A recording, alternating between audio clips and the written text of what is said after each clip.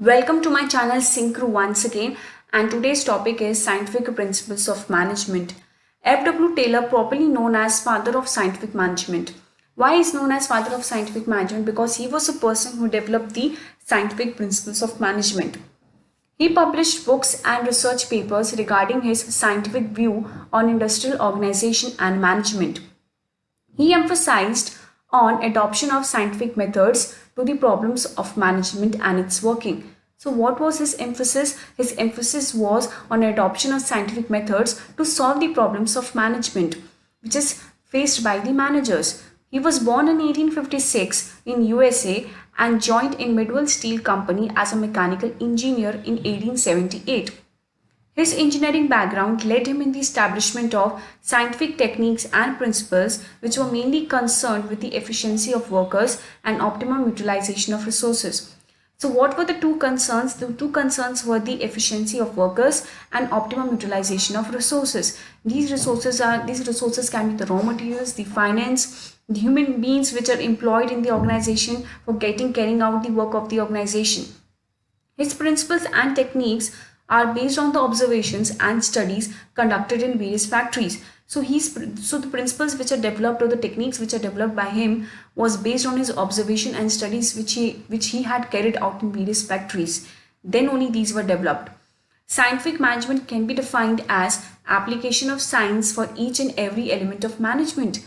The management of people, the management of work, the management of operation, each and every element of the management is based on the application of science according to the scientific management. So let us see the definitions, various definitions given by the various people. The first definition is given by the Taylor. It means what? Scientific management means knowing exactly what you want men to do and seeing that they do it in the best and the cheapest way. So this was the definition which was given by the Taylor. The next one is, it is the operational study of work, that analysis of work into its simplest element and the systematic improvement of the worker's performance of each element. So this definition was given by the Peter F. Drucker. So these are the two definitions of the scientific management. Now let us see what were the four principles of scientific management which were developed by F.W. Taylor. We will see one by one. Let us see the first one, that is science, not rule of thumb. According to this principle, Taylor insists that each job performed in the organization should be based on scientific inquiry and not on intuition, experience, and hit and miss methods. He says that there must be some thinking before doing, which is not in the case of rule of thumb. So basically, rule of thumb is a dictatorship. The manager decides the work or the time for completion of work according to his past experience. But Taylor insists that there should be a time study conducted in the organization to establish a particular time for conducting or for completing a particular work, and the same time study should be conducted on various workers, and then this particular time should be decided for completing a particular work. So it means what? That whatever the decision is taken, they should have some scientific base. It should not be based on the intuition or the past experience of the managers. So this is what your science, not a rule of thumb principle says. The next one is cooperation, not individualism. According to this principle, work must be carried on in cooperation with each other, with mutual confidence and understanding for each other. Workers and manager must work in cooperation. The management must take workers in confidence before setting up the standard tasks for them. Because when standards or targets are set up in consultation of workers, they will try their best to achieve it.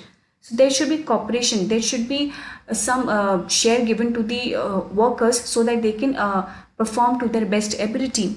For example, while assigning job to workers, the management should ask the interest of the workers so that when the particular job is given to them, they can do it with their own heart. So this is what cooperation means, that there should be a consultation before giving job or before deciding anything for the workers. So this increases cooperation among the employees. Next comes your harmony, not discord. According to this principle, those who work together in an organization must work in harmony, with mutual give and take and proper understanding. So generally there are two groups in the management, that is a worker group and the management group. And both the groups work as a rivals for each other. As workers always feels that they are being underpaid or overburdened with the work, while the management always feels that workers are good for nothing. So this type of attitude should be removed. There should be a mental revolution. Mental revolution means what? A complete change of attitude and outlook for each other. If there is a change if there is a change in the outlook and attitude for each other, then they can work in harmony and in peace in the organization. For example, the main objective of worker is to earn more, and the objective of management is to maximize production. So instead of discord for each other's objectives, workers can earn more by producing more, which will help in maximizing the production also. For me, it means what? If the organization wants to earn more and the workers also wants to earn more, then if the workers help the organization in achieving the production target, then basically in turn they will also earn more. Because if the organization is producing maximum and earning more gains, then they will also achieve their objective of earning more. So instead of discording with each other or entangling with each other, they should work in harmony with each other so that they can achieve their respective targets of in working in an organization.